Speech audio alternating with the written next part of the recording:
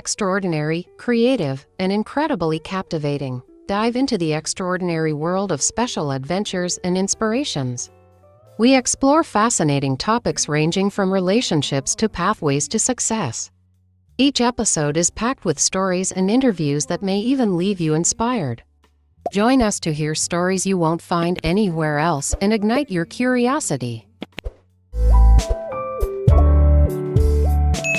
Hi everyone, and welcome to Advanced English Conversations, Mastering Idiomatic Expressions. I'm Sophia, and I'm here with Mason, Emily, and June. How's everyone doing today? Hey Sophia, I'm doing great. Excited to dive into today's topic. Hi Sophia. Hi everyone. I'm looking forward to this discussion. Idiomatic expressions are such a fun part of the language. Hello everyone. I agree, Emily. Idioms really add color to our conversations. Absolutely. Today, we're going to explore idiomatic expressions, what they are, why they're important, and how to use them effectively in conversation. Let's start with the basics. Mason, can you explain what an idiom is? Sure, Sophia. An idiom is a phrase or expression whose meaning isn't obvious from the individual words. For example, the idiom kick the bucket means to die, which isn't something you can guess just by looking at the words kick and bucket. Idioms are a huge part of everyday language, and they often reflect cultural nuances and humor. Exactly. Idioms can be tricky for non-native speakers because their meanings aren't literal.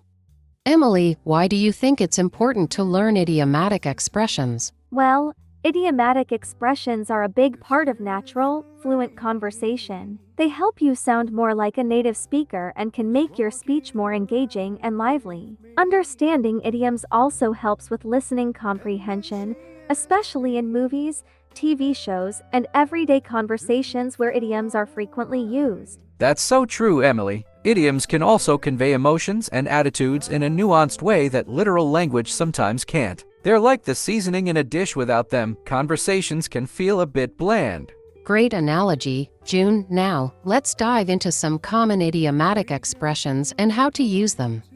Mason, can you give us an example of an idiom you use often? One idiom I use a lot is break the ice. It means to initiate conversation in a social setting, often to make people feel more comfortable. For instance, if you're at a party and you don't know anyone, you might try to break the ice by asking someone about their favorite hobbies. That's a good one. Emily, do you have a favorite idiom? Yes, I like the idiom spill the beans, which means to reveal a secret. For example, if someone accidentally tells you about a surprise party, you could say they spilled the beans. That's a fun idiom, Emily. Another one I like is hit the nail on the head, which means to be exactly right about something. For instance, if someone perfectly sums up a problem, you could say they hit the nail on the head. These are all great examples. Using idioms correctly can really enhance your communication skills. Let's discuss some techniques for learning and remembering idiomatic expressions. Mason, what strategies do you find helpful? One effective technique is to learn idioms in context. Reading books, watching movies, and listening to native speakers can help you see how idioms are used in real-life situations.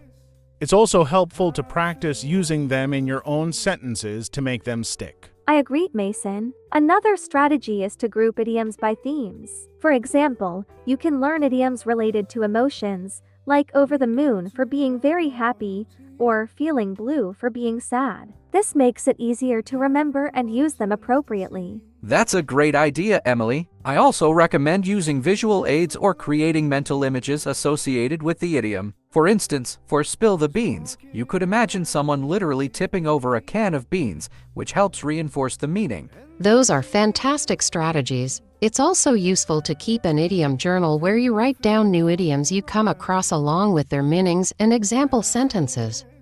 Reviewing this journal regularly can help reinforce your memory. Definitely, Sophia. Another fun way to learn idioms is through games and quizzes. There are many online resources where you can test your knowledge of idiomatic expressions in an interactive way. And don't be afraid to ask native speakers about idioms you don't understand. Most people are happy to explain the meanings and provide examples, which can be a great learning experience. Absolutely, Emily. Engaging with native speakers not only helps with idioms but also improves overall language skills. Great tips, everyone.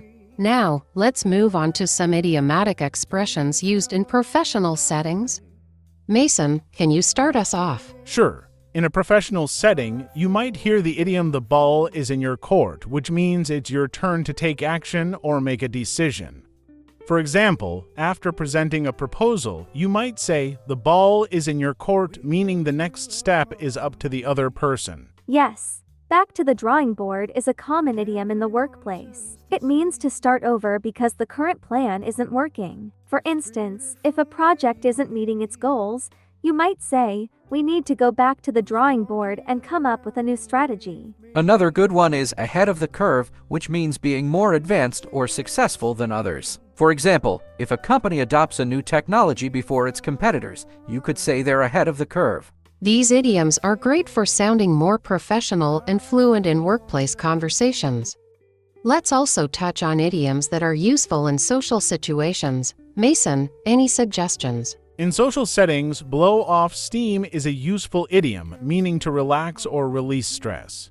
For example, after a tough week at work, you might say, "I need to blow off some steam this weekend." Another social idiom is catch someone's eye, which means to attract someone's attention. For instance, if you're at a party and you see someone interesting, you might say they caught your eye. I like the idiom hit it off, which means to get along well with someone from the start. For example, you could say, "We met at a conference and really hit it off." Wonderful examples. Before we wrap up part 1, let's discuss how to practice these idioms in everyday conversation.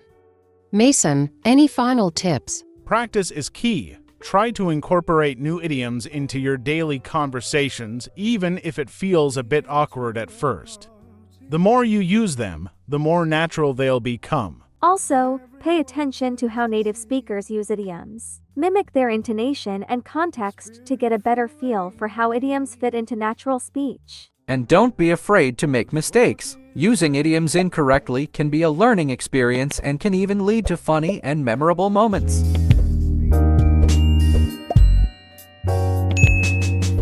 Now, let's kick off this part by discussing some strategies for practicing and incorporating idioms into our conversations. Emma, what are some effective ways to practice using idioms? Well, one great way is to engage in role-playing scenarios with friends or language partners.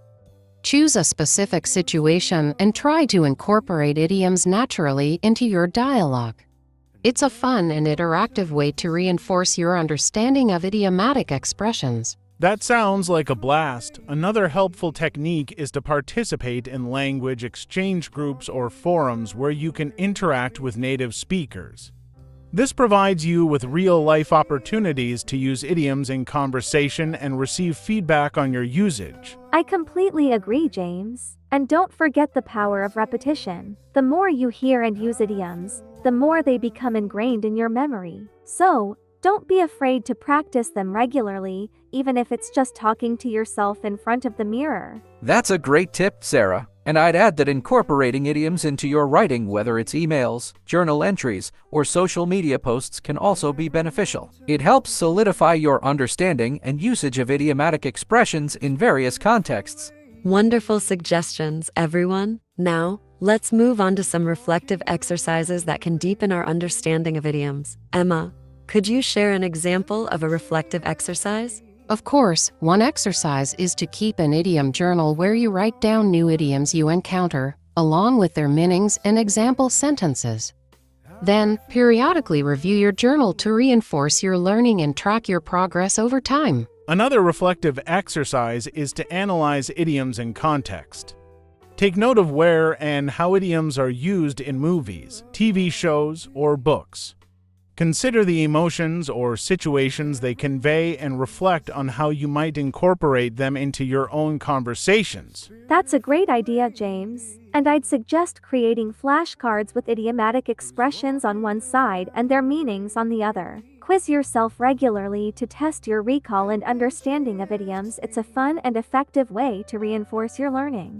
Absolutely, Sarah. And don't forget to celebrate your progress along the way. Learning idioms takes time and effort, so be sure to acknowledge your achievements and pat yourself on the back for every new idiom you master. Those are fantastic reflective exercises, everyone. Now, let's explore some additional practice tips for mastering idiomatic expressions. Emma, what's one practice tip you find particularly helpful? One tip is to create mnemonic devices or visual cues to help you remember idioms more easily.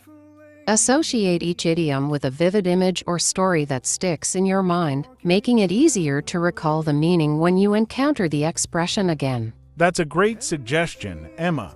Another tip is to break down idioms into smaller parts and analyze their literal meanings.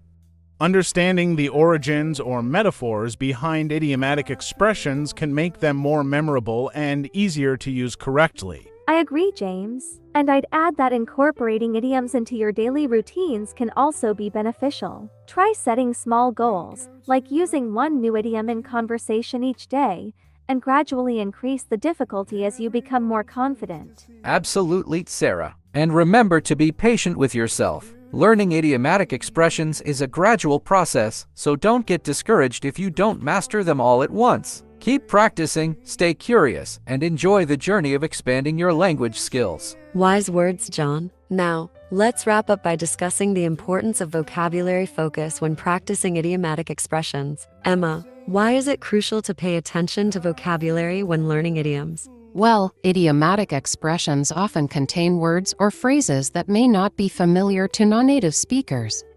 So, it's essential to expand your vocabulary alongside learning idioms to fully understand and use them correctly in context. That's right, Emma, and building a strong vocabulary not only helps you grasp the meanings of idioms, but also enables you to recognize them more easily when you encounter them in conversations or texts. Absolutely, James. And the more diverse your vocabulary, the more precisely you can express yourself in English. So, make vocabulary expansion a priority alongside learning idiomatic expressions. It's a win-win for your language skills. Well said, Sarah. And remember, vocabulary acquisition is an ongoing process, so don't hesitate to explore new words and phrases regularly. The more words you know, the more idioms you'll be able to understand and use fluently. Fantastic insights, everyone. That concludes our discussion on practicing and using idiomatic expressions in conversation. I want to thank our wonderful guests, Emma, James, Sarah, and John, for sharing their valuable tips and experiences. It was a pleasure to be here. Thank you for having us. Thank you for the opportunity. It was a pleasure as always. And thank you to our listeners for tuning in. Keep practicing those idioms, and soon you'll be speaking English with flair and confidence. Until next time, happy learning. Goodbye, everyone. Bye.